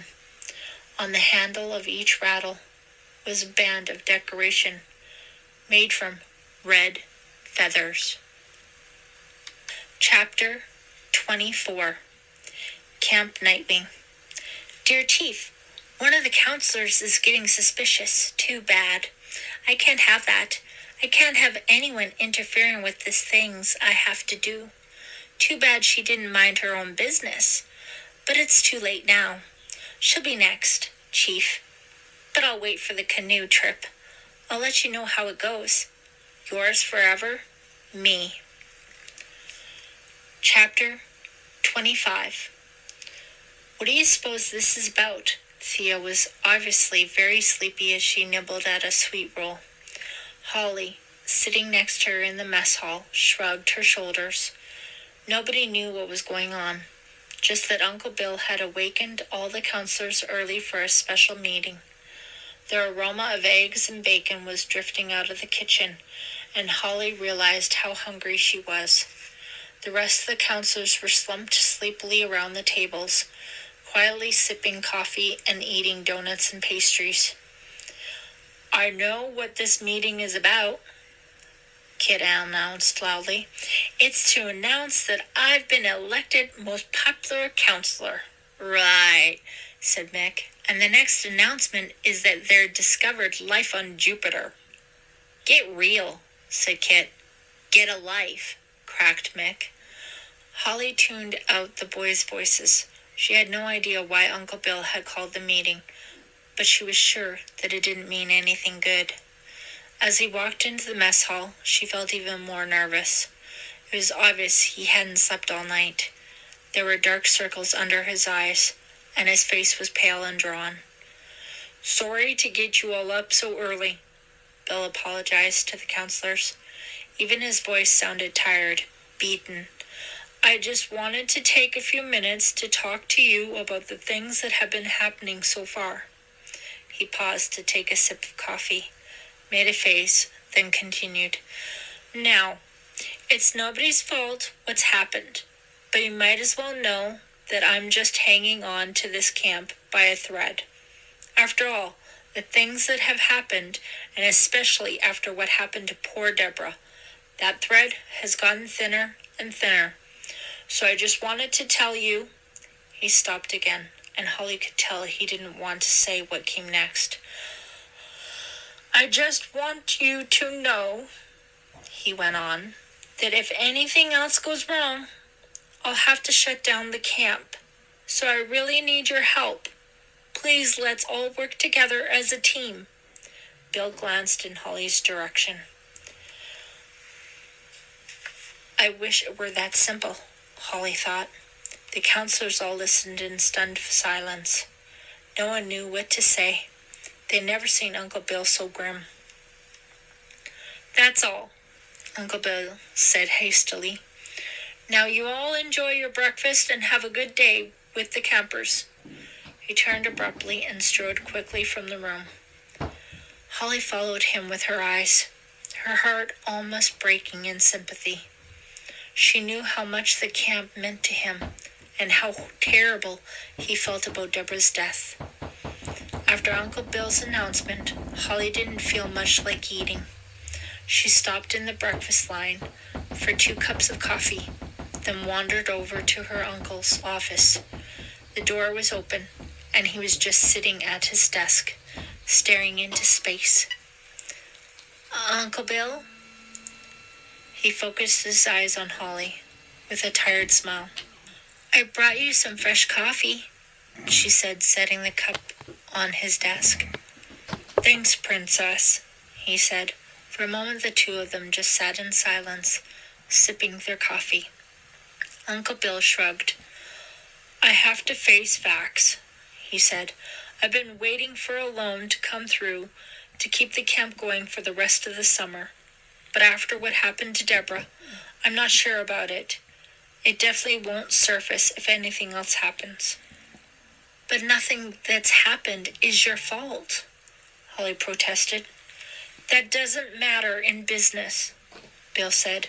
"All that matters is the bottom line, meaning how your business looks and how much money it's making."